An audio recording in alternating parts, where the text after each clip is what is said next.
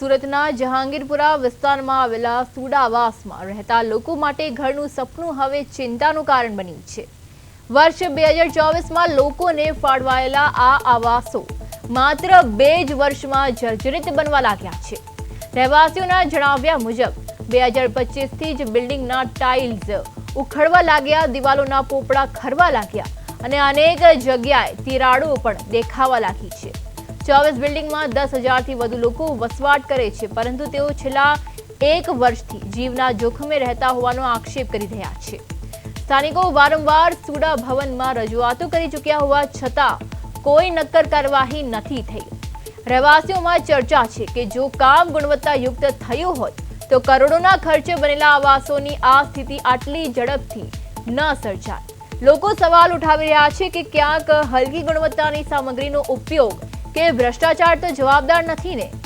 હવે કોઈ મોટી દુર્ઘટના બને તે પહેલા તંત્ર જાગે તેવી માંગ ઉઠી રહી છે।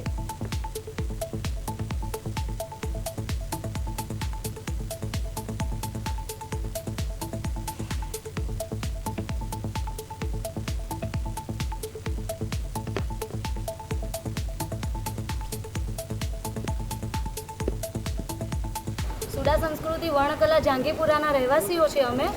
અમે ઘણીવાર અહીંયા પરાગ સરને કમ્પ્લેનો કરી છે, મૌખિકમાં અને લેખિતમાં બંને કમ્પ્લેનો કરી છે, પણ આજ દિન સુધી અમારે ત્યાં કોઈ સોલ્યુશન આવ્યું નથી। અમારે ત્યાં ગેસની પ્રોબ્લેમ હતી, એ પણ અમે લોકોએ જાતે કરીને કરાવ્યું છે। ઇવન પાણીની સમસ્યા છે, ગાર્ડનની સમસ્યા છે, ફ્લોરિંગમાં પ્રોબ્લેમ છે, બધા ફ્લોરિંગ નીકળી ગયા છે બધી જ બિલ્ડિંગમાં। ઇવન અમારું જે પણ રેસિડેન્સી અમારી છે હાઈવે ટચ લાગે છે, રોંગ સાઈડ બધા વાહનો આવે છે, એક્સિડન્ટો થાય છે। ઘણીવાર રજૂઆત કરતાં પણ અમને કોઈ ઉકેલ મળ્યો નથી।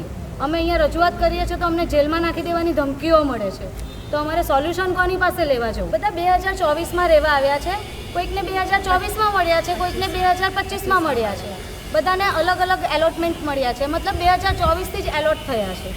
અચ્છા, ત્યાં કુલ કેટલા પરિવાર રહે છે ટોટલ? 10,000 ઉપર વસ્તીઓ રહે છે અંદાજે, 2060 ઘરો છે અહીંયા।